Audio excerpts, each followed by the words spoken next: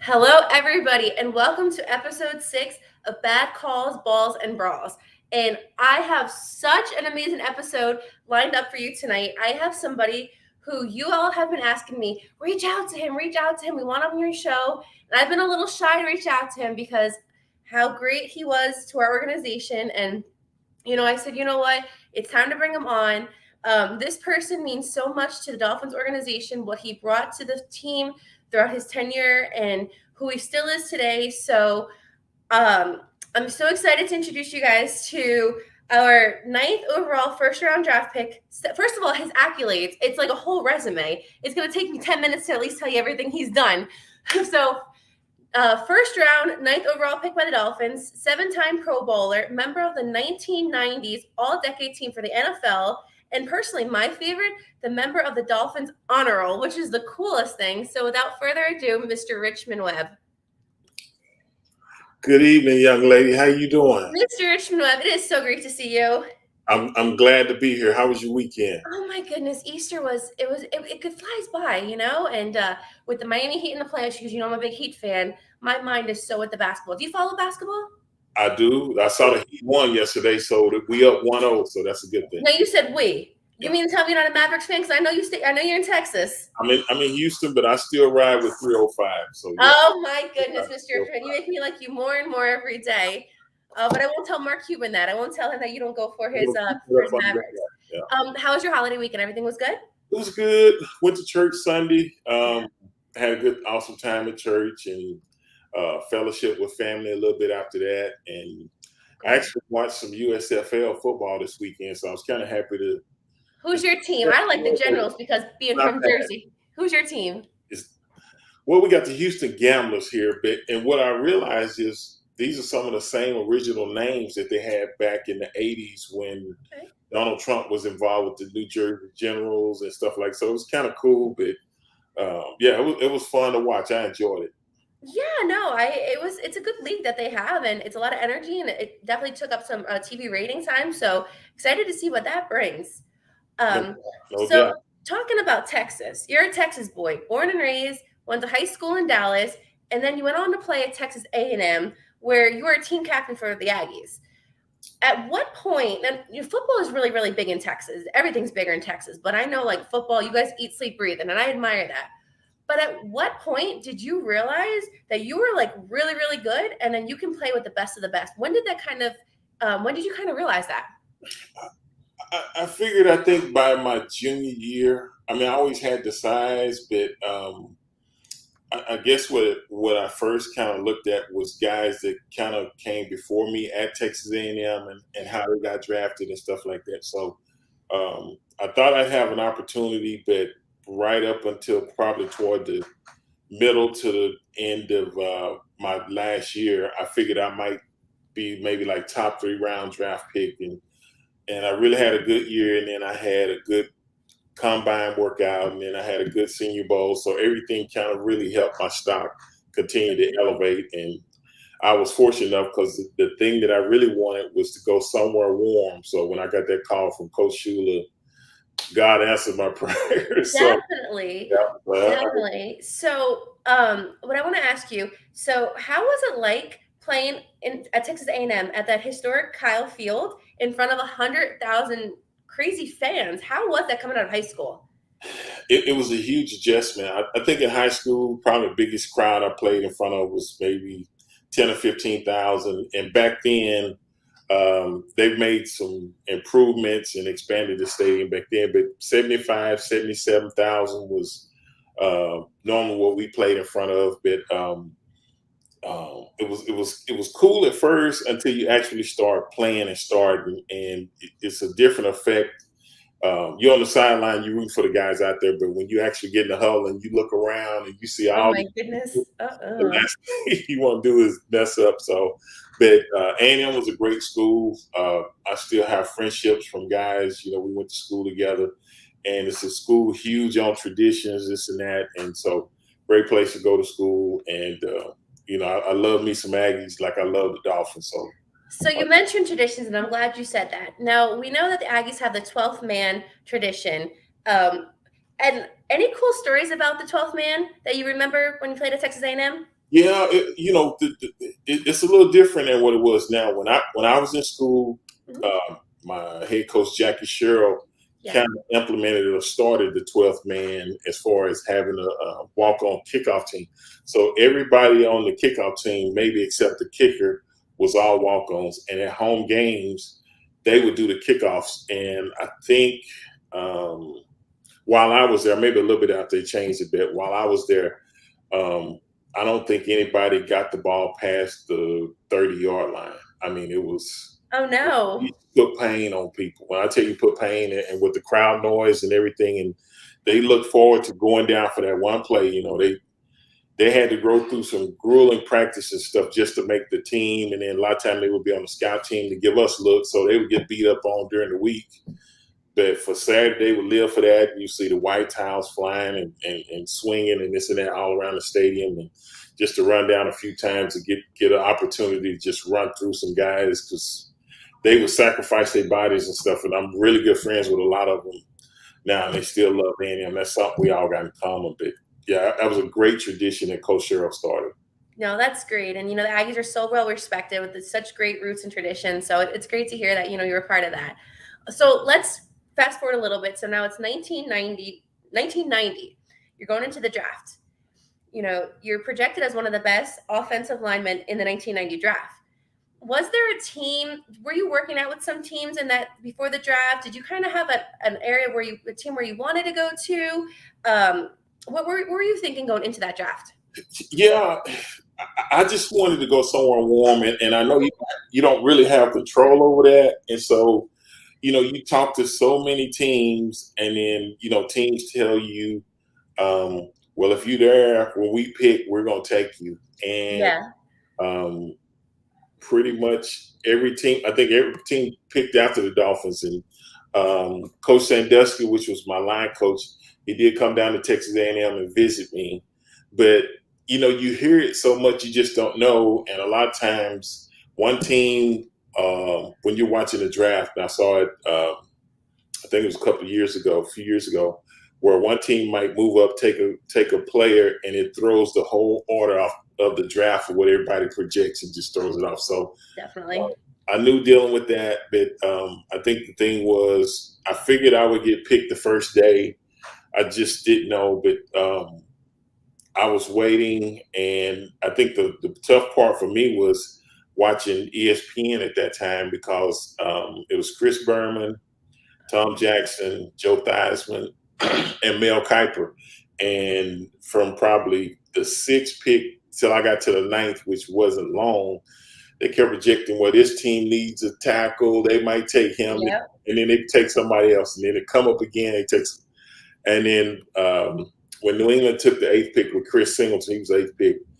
While I was doing that, my phone started ringing, and it was Coach Shula. And Oh no. I picked up the phone, and he said, "Hey, this is Coach Shula. You ready to be a Dolphin?" I was like, "Yes, sir." So I was like, I could breathe again. My heart, because you just I'm telling you, it's real. For me, it was nerve wracking, even though you're going to be high picked because you see guys in previous drafts that they're projected to go high or whatever, and they slide, and Yeah. you got cameras in your face, and you're trying to keep your composure and not so upset. So once I got that phone call, I was good. So Wow. And how about your family? How'd your family feel about you not staying in Texas, going to Florida? Was everyone excited? Was Mama missing you? What were we thinking? I think they were excited because they realized the opportunity. Of course, my mom, if she wanted, she could keep all her kids close. Yeah. She would have wanted to do that, but excited, and they actually got a chance to come down to Florida to watch me play. And then we don't have palm trees in Dallas and stuff like that, so you got the blue water and stuff like that. So it was an experience that they might not have ever had an opportunity to go to, state with beautiful beaches, beautiful homes, and just, good people, good food, different type of things. So got to experience a lot. So it was a great opportunity for me. That's amazing. No, I'm glad that you came to us and not to New England or to the Bills or to the Jets. So God was good and put you where you belong, if you ask me. So 1990 happens. You get the call from Coach Shula, and you get drafted to this rich history program, the Dolphins. 72 happened, and they're still progressing well. Don Shula, winning coach. Then you have Dan Marino, and you're called on to protect the blind side of Dan Marino when he's out there breaking records. So you have a coach breaking records. You have Dan Marino doing his amazing thing. No pressure to you. Coming in as a rookie, how do you feel? What are you feeling? Well, I just heard you say no pressure, but I don't know how you tried to slip that in, but I heard it. I sure did, right? No pressure. The thing is, and I think we kind of thought about it too, was, me and Keith, thank goodness we were drafted together, but we came in and it was unheard of to put two rookies side by side on the blind side of a quarterback, and not just any quarterback, but Dan Marino. Dan Marino was already a legend, and then I would get in the hole and either Duper or Clayton.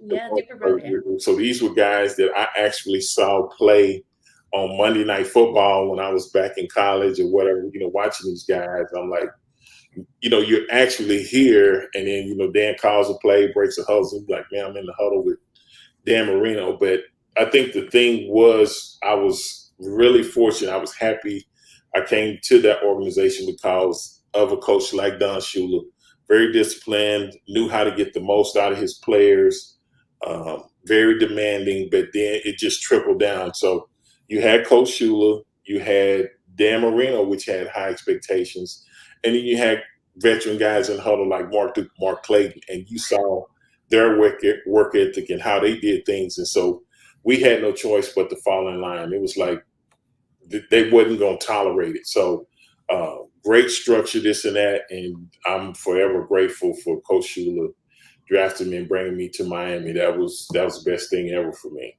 God rest his soul, man. What an extraordinary man who's still talked about today, who will talk about for the next 100 years. And, especially with all the shenanigans that went on the last few seasons, I'm like, bring back Shula. You know what I mean? Bring him back. And if he was able to, coach the last few years, it would have been fantastic.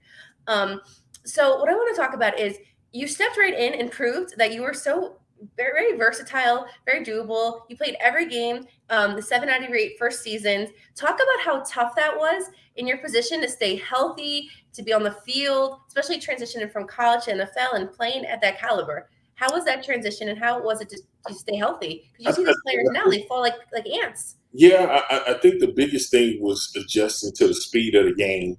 And, in college, you got, younger guys, this and that, but you get in the NFL, you might be a rookie, but you might be playing against a guy that's been playing 7, 8 years. So you got savvy veterans, this and that. And I think Coach Shula did a great job of getting us prepared for what we were going to expect, because I don't think we knew. And the other thing that helped was the two guys that were the starters. They were veterans, but they were holding out for a contract. So we got all the reps in, preseason. Back then you went 2-a-days, so you practiced twice a day. And then in the preseason games, we played the whole game, whether it was the starters, the reserves.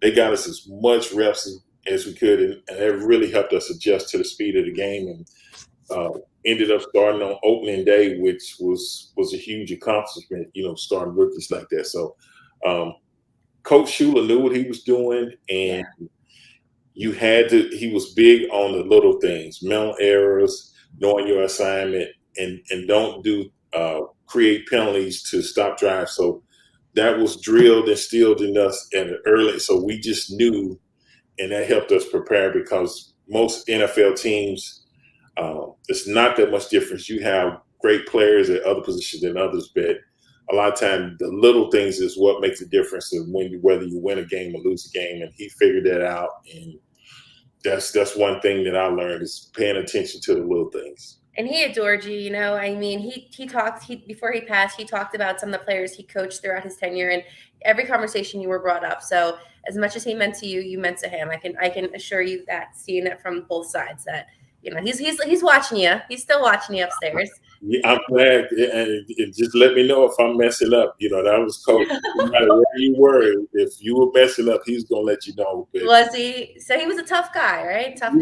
He loved his players, and I think it took me a while to kind of figure that out. Just being a young guy, I was like, man, this dude here he relentless. But after you figure it out, you like, it's just tough coaching. But at the end of the day, He Yeah. truly he loved his players, and he would do anything for them. And He was very intimidating. We even went to his funeral at the stadium, and I was even intimidated being there. You know, man's dead in heaven with Jesus, and I'm intimidated being there. So he definitely has that stature. But one thing I also want to talk to you about was not only were you out there every game putting everything into there, you were playing at a Pro Bowl level pretty much from the beginning. You made 7 Pro Bowls, and then you made it to the Dolphins Ring of Honor, which not Ring of Honor, the Honor Roll in the second level. How proud of you is that? Because that list includes like Joe Robbie, of course, Don Shula, Dan Marino.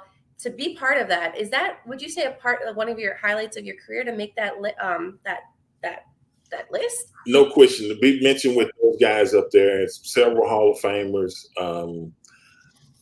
That's the who's who of the Yeah. alumni, and you look at how long this organization has been in existence, and the caliber of players is up there. I mean, it's no slouches. So in order to just be mentioned with those guys, I feel fortunate that they felt enough to honor me with that honor and put me up there. So huge accomplishment, and I definitely don't take that for granted. That is huge. And the guys that's actually in the honor roll, some of the guys from the '72 team, and Yeah. Nat Moore, those guys, they embrace you and welcome you in, and not just guys in the honor, but the alumni situation that we have with the Dolphins. I think other teams have even came to study it to try to Yes.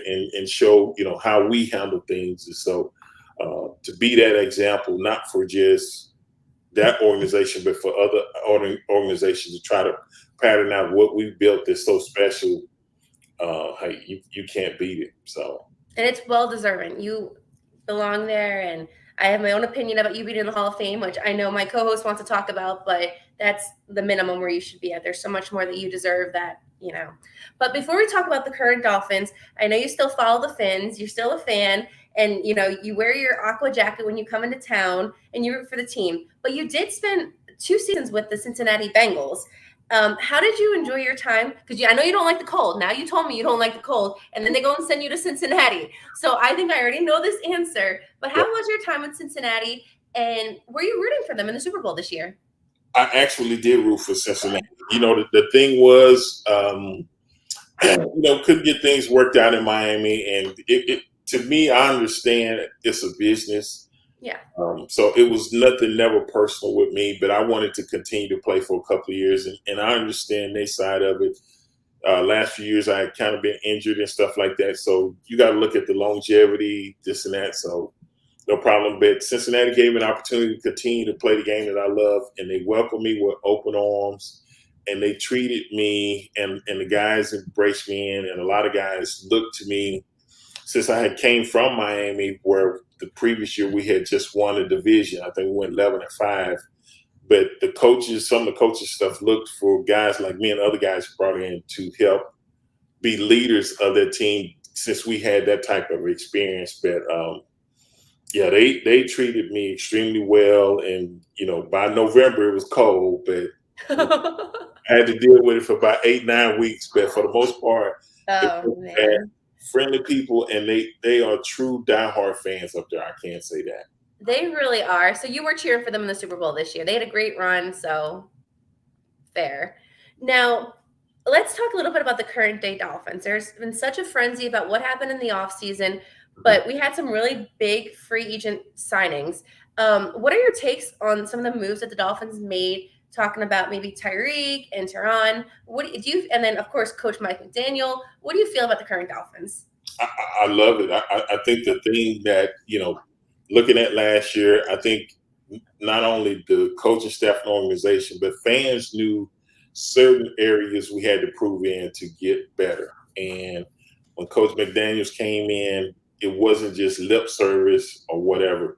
When free agency hit, I mean, they would ball to the walls. And like you said, you bring in Tyreek Hill, Teron Armstead, Connor Williams, um, the receiver from the Cowboys. I mean, they just started loading up to where he said, "Hey, Yeah.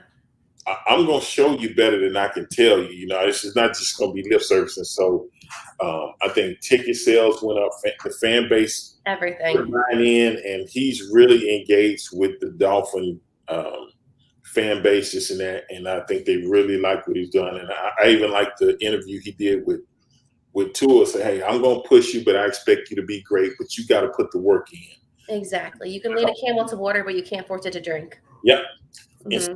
It's a great time to be a Dolphin fan. I think Coach Flores did a great job of going from rebuild, because he broke it down and he really built the defense up. We just got to tweak a few things on offense, and I think Coach McDaniel has done that, and I'm looking forward to see what we look like, because I just can't wait. I think it's going to be a good time to be a Dolphins this year.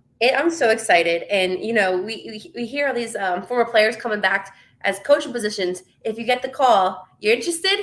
I'm going to put a good word in for you. You tell me. You let me know. I'll call them up right now. I think they hired the right guys. It's an honor. I hear people say that on Twitter and stuff like that. But I've never coached. I understand the position. I know how to act. But to come up with a game plan or practice, I've never done that. So that would be, not saying I couldn't do it, but I would prefer, if I was going to coach, to go up under somebody that had experience. Let me learn how to do it and learn the little stuff, and then go on. But you're humble. I like that. No, that's we just want you back in Miami, whether that's coaching on the sidelines. But I'm planning on being at 2 or 3 games this year. I mean, I'm excited just like everybody else, so I'm looking forward to coming back home. And the aqua jacket? Aqua jacket, the white shirt, the orange shirt, you name it. You pick the color, I'm going to be up with. And you're welcome to our tailgate. We do I know you see the pictures and the videos. You have a VIP spot in our tailgate. But the last question I want to ask you before I bring on my co-host for just a few questions about him is Teron Armstead, right? This guy, he played predominantly left tackle with the Saints. And the fact that he's not on Tua's blind side, do you see him shifting to the right side? And if he does, how difficult would that be for someone like him, do you think? Yeah, I've been asked a question. I don't think they'll shift him. I think they've solidified the left side with Teron Armstead and Connor Williams. And so I think they may add another guy. I think Austin Jackson's probably going to get an opportunity to compete at right tackle. And they may bring in somebody else. Like I said, we could draft another guy. We still got Liam Eichenberg. So I think those two will probably fight it out for that right tackle position. And the good thing is, it's the off season, so they got time to really work on taking a bunch of reps or really working on that side. It's a little different. It's a little awkward when you have to switch, especially when you're a starter. But they got time. I think they can adjust or really fight for that position. But I think the thing last year was sometimes it come from the right, the left, the middle. If you can kind of show up half of it, you can say, okay, if worst case scenario, I know it's coming from this side here most of the time. So I think they're going to leave Armstead on the left side and let him. Okay. Yeah. Perfect. All right, Mr. Webb, I'm going to bring in my co-host, Lou. He, like I said, he wanted to do the whole show with me. I said, no, I'm having my time with Richmond. You're not stealing this from me. So I gave him the last few minutes. So without further ado. Lou, what's up, man? How's it going, Richmond? That's a fresh hat, brother. I like that one. We got to bring back the old logo too, right? I mean, the new logo's nice, but I'm with you on that one. Yeah. Yes, we got to do it for sure. Richmond, it's an honor to be on with you, man, and thank you so much for doing this. Can't tell you how much we appreciate it, man. You are beyond beloved in this town, and so thanks for this, really. I know Ashley talked about some of the numbers, and I just want to go over some of the big ones also. You played 164 games. Only 8 Dolphins have played more. Some of the likes of Dan Marino, Jason Taylor, Bob Kuchenberg, Nat Moore, Zach Thomas. With all the you mentioned all the royalty that is played among the Dolphins, and you playing, only 8 other players have played more games than you, just tells you where you stand among franchise history. So kudos to you. The 7 straight Pro Bowls, that's more than any other Dolphin has ever done, including Dan Marino. 7 straight in a row. No other Dolphin has done that. So that's phenomenal. And then playing on the O-line in 118 consecutive starts, it's just mind-boggling. It's tough for people to put a full season together, let alone 118 games in a row. So, again, just so many great accolades and the numbers that you've done. So I appreciate that. And wanted to pretty much talk about your rivalry with another 78, Bruce Smith. I know you get asked all the time. I wasn't going to say it. I said, you can do it. I'm on Richmond's good side. Just talk about a little about that. Another 78 that lined up against you so many times for battles. How was it like going up against it? Well, I always tell people that was the toughest guy I had to go against. But I always say you always want that measuring stick to see where you're at. So I always look forward to playing against the best because it's not going to be easy. It's a challenge, but if you can meet that challenge, then everything else is a little bit easier. But he just did everything well. He played the run, he played the great pass rusher, tough guy to cut off, and you knew you was going to get 60 minutes of 60 minutes of hell playing a guy like that. So I always look forward to it, and the rivalry along with the Bills that added. Sometimes I like going to Buffalo and play because it was a hostile environment. But if we could pull it off, which sometimes we didn't pull it off as much as we wanted to. But if you could pull it off, it's no greater feeling than going up there and getting a win in Buffalo. And it was cold. Sometimes it was cold, but sometimes it wasn't. But you know what? I think the coldest game I played in was Chicago, maybe my second year. And I think it was the wind up there. And sometime in the Meadowlands, I think we played the Jets a couple times. It was really cold. But most of the time, it didn't seem like it was cold, but it seemed like it was supposed to be really bad. By the time we got there, it would warm up just a little bit to where it wasn't as bad as it was supposed to be. So that was a good thing about Buffalo.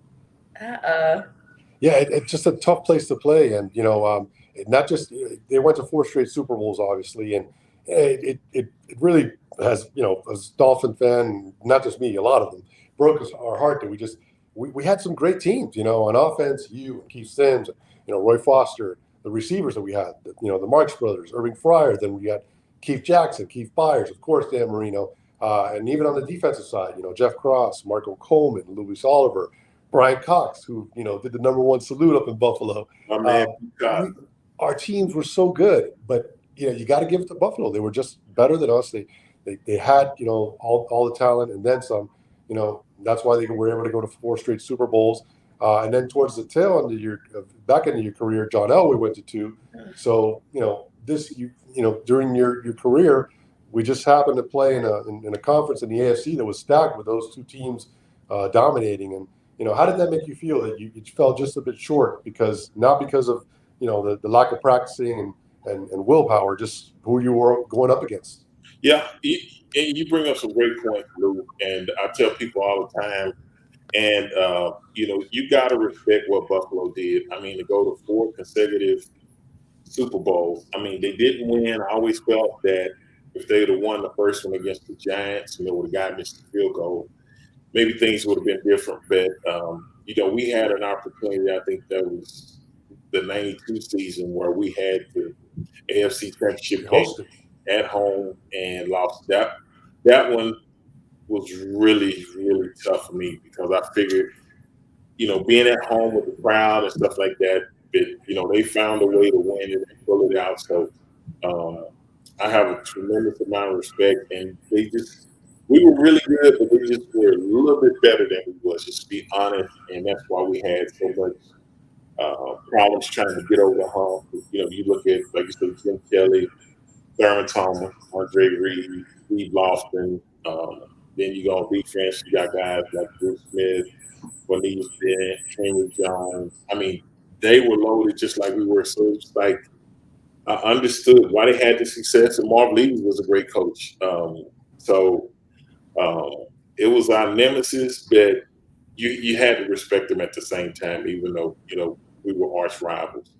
Absolutely, and it goes in cycles. I mean, I know before, in the glory days of the Dolphins, we dominated those teams, and then of course, the Bills pretty much got us in the '90s, and now New England has been getting us and everybody in the AFCs for years now. But it goes in cycles, and hopefully our time is coming, as you talked about a little bit there. And the last thing I want to talk to you about is the Hall of Fame. So there's been some people in the chat room mentioning it. I know you can be cordial about it, and you can, sidestep. It's robbery that you're not in there. Okay, I'll be the one who says it. So here's the thing, Richmond. We just discussed it. you had teams like the Bills and the Broncos that had all this talent and, got to the Super Bowl. And I just feel that would have been us, especially in your position. You don't have a chance to put up stats at the lineman position. The best telltale sign of a lineman is when you don't hear his name. And we didn't hear your name often. There was never a, holding on number 78 over the loudspeaker or, illegal motion. Nothing of that came out of you. And, I just feel that, you've given so much. Again, all the records that we just mentioned.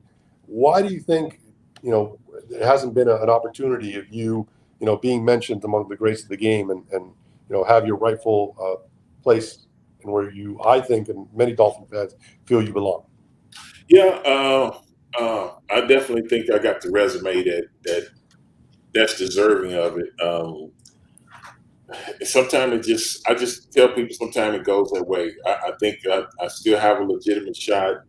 I thought Zach might make it this past year. I'm looking forward to going to Canton to see him in, like when JT went in. So I was happy about that. So every time we get somebody from the family in, that's one of my brothers, I'm happy that I think with the fans and they continue to make noise. I just got to get from being on the list to maybe making a semifinals and this and that. And a lot of time it takes somebody that's a voter or something to kind of mention it and make case and remind people of the type of caliber player you were and this and that. So I think I will get in there. It just takes time. That's the only thing I can tell you. But if people ask me, I do believe I'm deserving of it. I believe I've had the type of career to where my numbers or my stats and stuff speak for themselves. So, I'm thinking I'm worried about the rest. But I appreciate the love. The fans show me a lot of love, and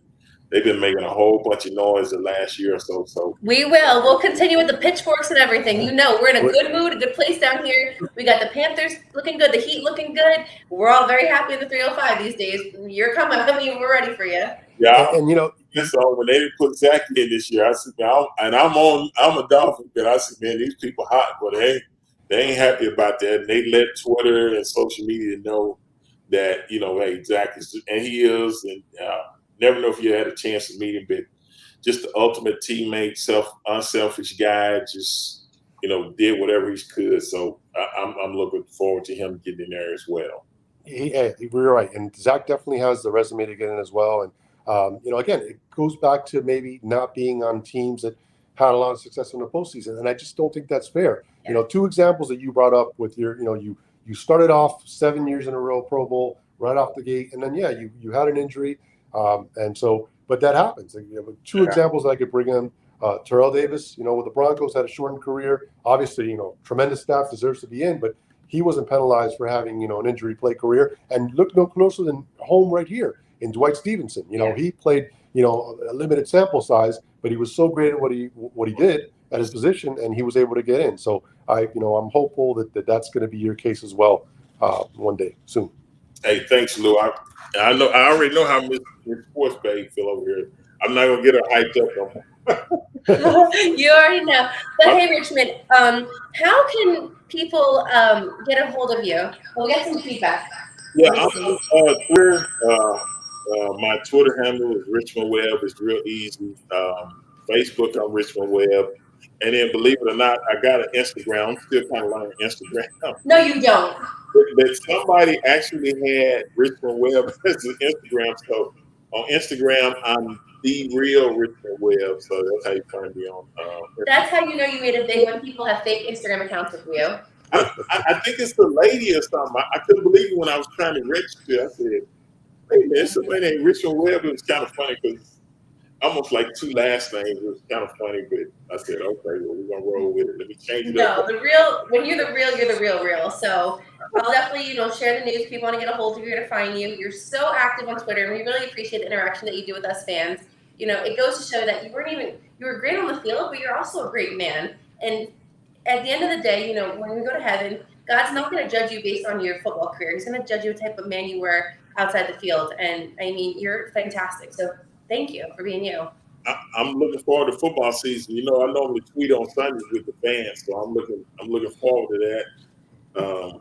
talking about them Dolphin games. But I'll be tweeting that sometime. Hey, look here, I'm in the stadium, so y'all have to tell me what's going on. If I ain't responding, I done got locked in for the game. So that's it. Well, we can't wait to see you down here in Miami. The season starts, training camp. So thank you. Richmond, one more thing, man, before you talking about training camp and the season upcoming. How was it when your teammates, OTAs, off-season workouts, how important is it getting the group together in and early, to get everything established ahead of the season? It's very important. And, I think that's one thing that Coach Shula realized, me and Keith, I think I missed maybe a week or 7-8 days of training camp. But I think he knew in order to get us prepared for the season, because every day, and the thing is, training camp is a lot shorter now. They don't do 2 days. So it's a lot shorter. But in the morning, we would implement plays. In the evening, we would implement. And then the next day, and it would just kept piling on piling. So the more you can get acclimated, get in that playbook and start learning the stuff to where you don't have to think about it. You can just go out and react. That really speeds up your progress. But if you're thinking about, do I go left or do I go right on this play, you're going to be hesitant because you're not sure. But the quicker you can learn the offense or the system or whatever, you get comfortable. Once you know what you do, then everything else starts to take off after that. Perfect. All right, Richard, we won't hold you up any longer. But again, thank you so much for spending tonight with us and with the fans. You are tremendous. We adore you in Miami. You're always welcome back. Obviously, you know that. We can't wait to see you again here. Okay. And thank you. So thank you. So you know where I'm at, and thanks for having me on. It was fun. Y'all make me look good. Y'all make it easy. So yeah, we'll come back and do it again. That's no problem. I appreciate you. You take care. We'll talk soon. Okay. All right. Thank you, Mr. Webb. Okay, so that was awesome. Yes, it was. Okay. You cut me off there. I'm trying to ask Richmond, some questions. Wait, cut your sound. Sorry. We're still feedback. How can we do this? Okay, here, I'm gonna cut my sound. We're just gonna talk. Okay. So, were you nervous talking to Richmond Webb? Yes. I can tell. Did you tell? I stuttered a little bit. I wish you would look at me the same way you looked at Richmond Webb. You're not as hot as him.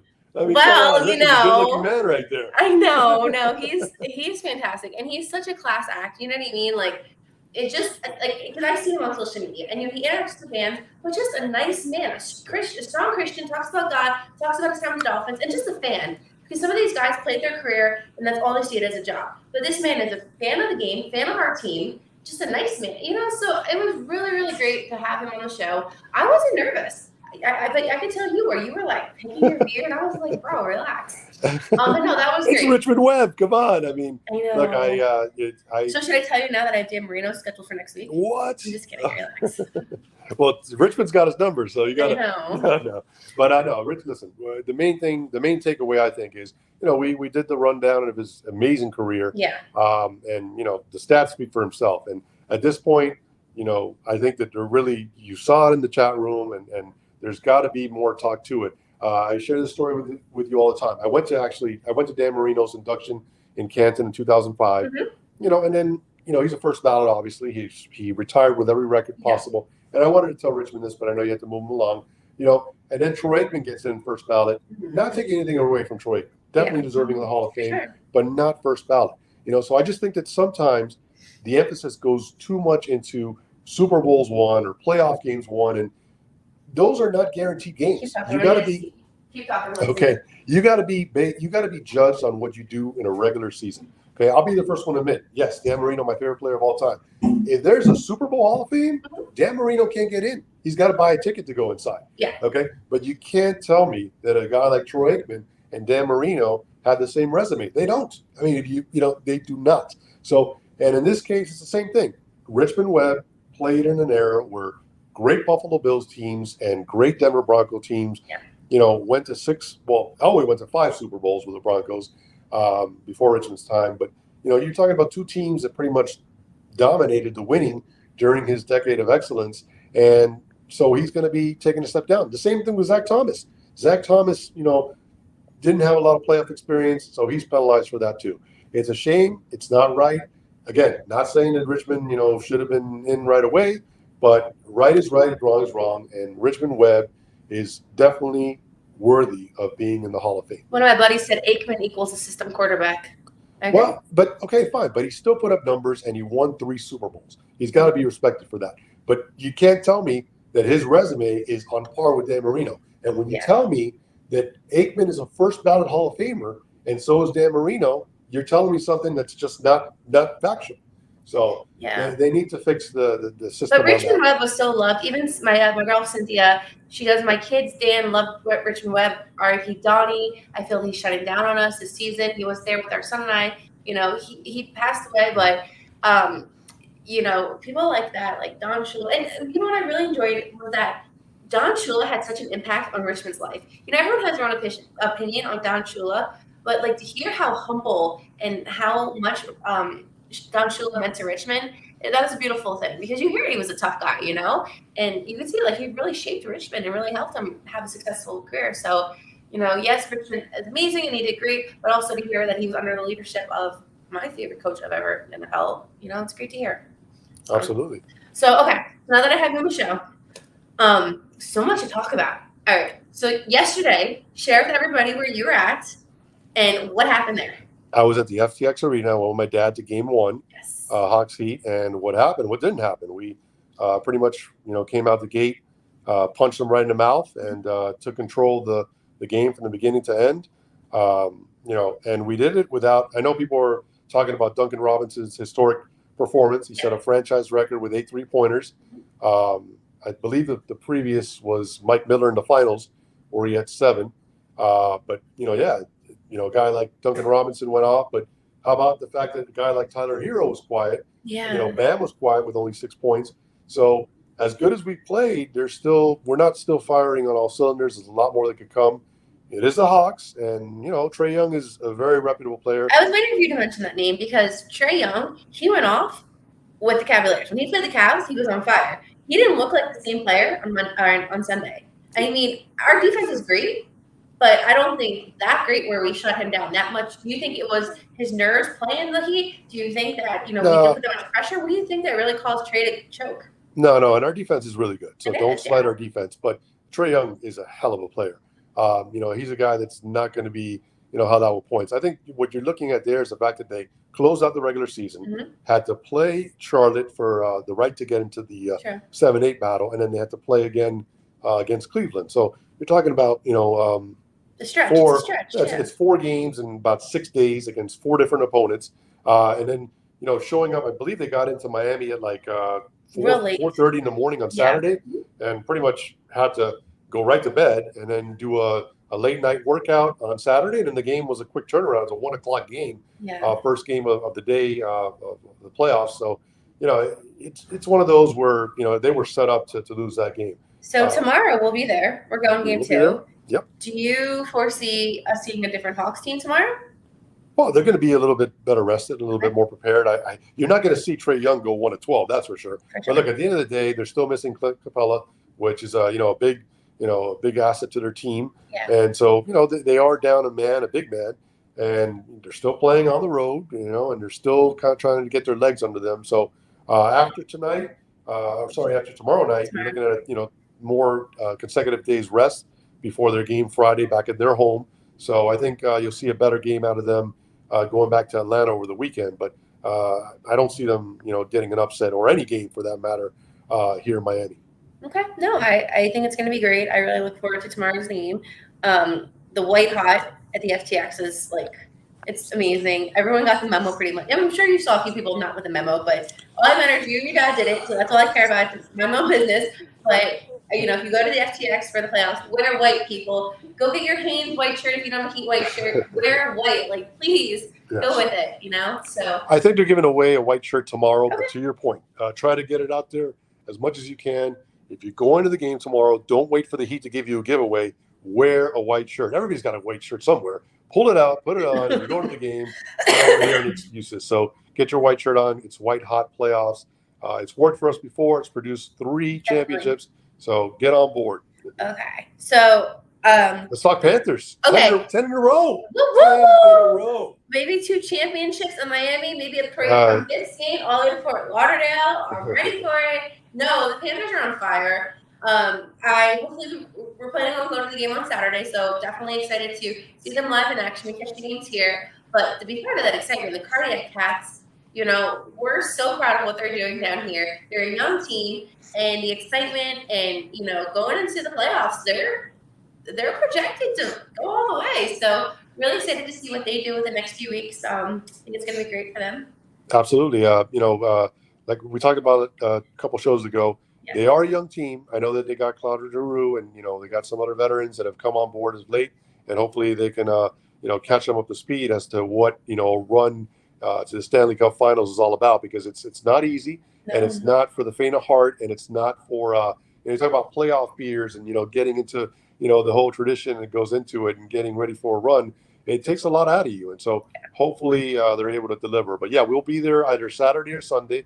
It'll depend on what happens Friday in Atlanta, because we are not going to go to a game on Saturday on Sunday if the Heat are playing, and that's a close series. So we would be that people who had like the Heat game there with the Panthers, but we're not going to do that. If we're going to Panthers game, Panthers are going to have all of us. So. Yeah, so if you're out there, we'll let you know what game we're going out to. We'd love to meet you guys out there. We'll definitely. And on Saturday, maybe this is why we want to go Saturday, because it's Italian night, and obviously you guys know I'm Italian, so it's a perfect opportunity to see these red hot Florida Panthers, enjoy Italian food, Italian culture. Something's very important to me, so that'll be good. Sunday. I know you love Italian food and everything Italian. You call me Italian, right? No, but I'm saying that Sunday is Puck and Brews, and I love beer. Yeah. So we're considering, we're weighing within two. We're just trying to see how we want to stuff our faces this weekend. Is it Italian or is it beer? So, right. Is it death by Italian food or death by beer? We'll see. So the last thing I want to talk to you about is the Marlins, but not really much the team. I want to talk to you about opening day. So we went to opening day on Thursday. Lou goes every year with his dad. This year I was fortunate enough. And my brother. And your brother. And my nephew. And your nephew. This year I was fortunate enough to join them. Last year I went with my brother. We had a great time. Marlins Park, not Marlins Park, it's Lone Depot. Yeah. It was just, okay, first of all, I got to tell you a story. We were at the game. We have club seats. And this guy comes out of a suite. And Lou's looking at him. And I'm like, no, I told you right away. Okay, wait. You look at him, and I look at him, and I'm like, all right, let's check out this good-looking guy, right? And Lou was like, that's Shane Victorino. And I'm like, no, it's not. And obviously, you guys know I'm a Red Sox fan, and Shane had, a few seasons with us. Obviously, his majority of his career was played with the Phillies. And Lou was like, no, that's Shane Victorino. And I kept walking, and I almost said something, but I got shy. So Lou was like, go on Twitter, go on your social media, see if he's here. So I go on his social media, and I don't see him checked in here. But then, we see that the Phillies network actually has him there, and he's in the broadcast doing a sweep. Same shirt he was wearing. So I'm like, you're right, that was him. So, the whole game was, turtlenecking, on the other suites, a few boxes down from us. And I'm like, can you pay attention to the game? He's like, no. He's like, we need to meet Shane Victorino. I was doing it in between innings. Don't say I always pay attention to the game. Don't say that. Okay. It was in between innings. Between innings, he keeps turtlenecking. I'm like, Lou, they have the contest on the screen where the ball goes in the hat. I'm like, Lou, what number is it? He's like, I don't care what number it is. He was like, Shane Victorino. So he was like, all right, between innings, we're going to go out there. And then, what are we going to go? Hijack his suite? And he was like, no, we're going to try to catch him in between, whatever. So I'm like, all right. So then we go, and Lou is not a runner. I'm just going to say, I've never seen this man run in my life. I'm always like, hey, let's go for a walk or something. He wants nothing to do with running. So all of a sudden, I'm in my sneakers, and he's in his, and he starts, running. And I'm thinking, oh, my God, he needs to go to the bathroom. Why is he running so fast? And all of a sudden, he's like, Shane. I'm like, okay, cool. I'll catch up to you. So he spots Shane, and he was like... Yeah, he had a person with him. Security personnel was walking with him throughout the I was just his friend. Really. No. They're going to think you're my security personnel. Half the time they think that. He was a friend. You learn about their friends. So Lou goes, Shane. No, they didn't whisper at that point. He was like, Shane. And he was like, big fans, can we take a picture? And Shane was the nicest guy. He was awesome. Such a nice guy. Yeah, let's do it. Come on. Great tan. Great looking man. I'll say that 1,000 times.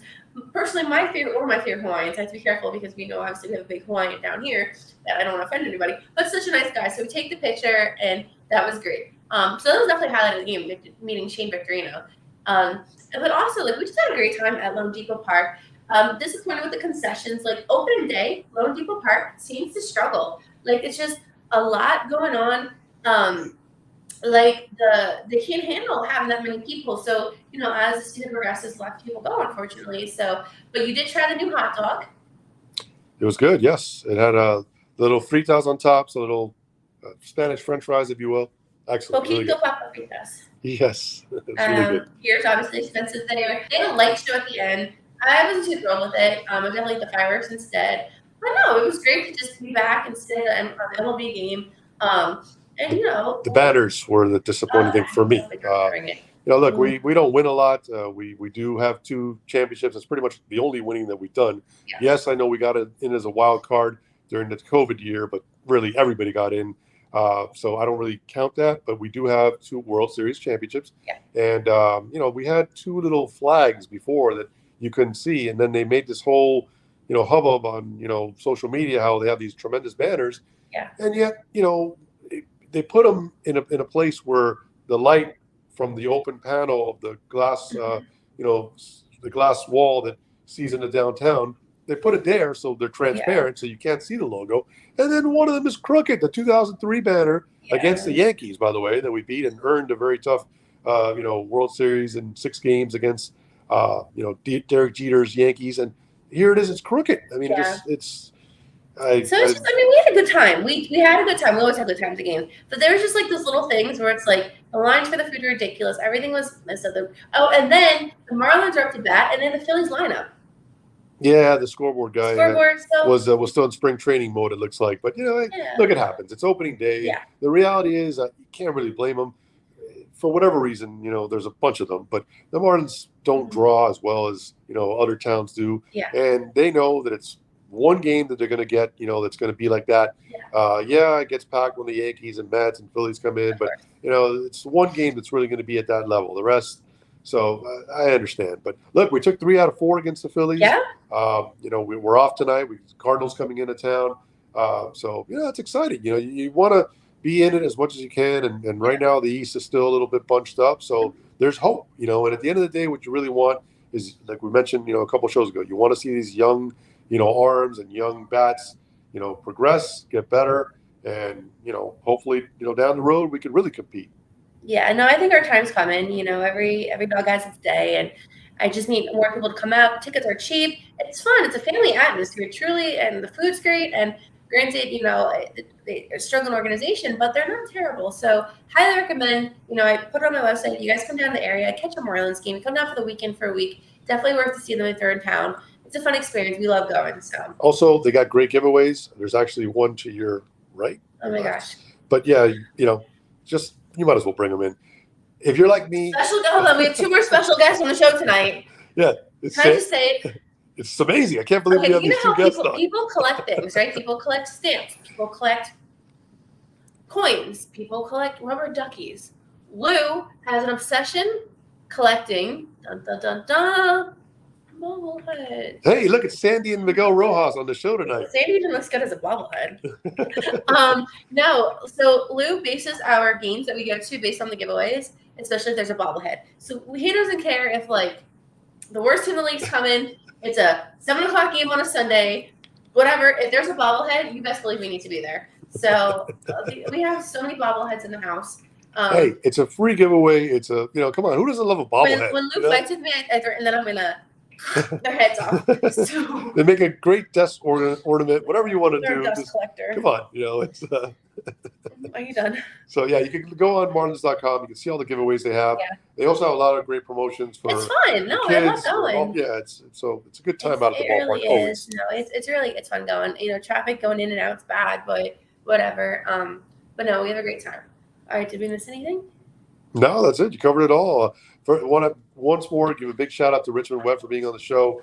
And I think the takeaway for everybody who was in the chat room that mentioned it several times before I even knew they were going to say it, he needs his recognition. And, people can say it's debatable, this and the other, but he belongs. He's in that conversation. And I think, people like you and other fans that are at your level that have, the capacity to get the word out there. The platform. The platform, correct. You need to, make a case because it's a popularity contest. I'm gonna make a shirt this year for the games. I haven't really picked out my outfit yet.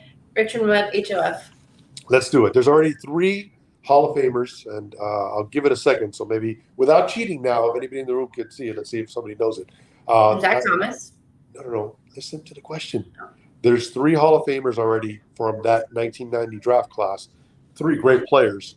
Not sure. Give it a second. Don't cheat in the room, but see if anybody knows any of them. One of them actually played for the Dolphins, and one of them has Miami ties. Okay, sport encyclopedia. Anybody? Mm-hmm. All right, I will tell you then. Okay. The guy who has Miami ties from the U, Cortez Kennedy. Cortez Kennedy's in the Hall of Fame. Okay.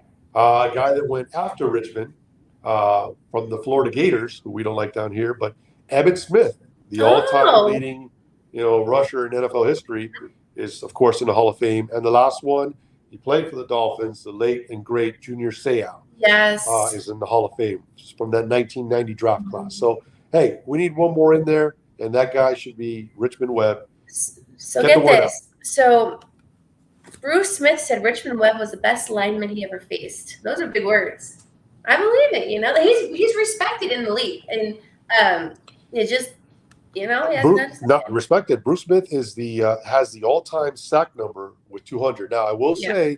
I know a lot of my Philly fan will be listening out there.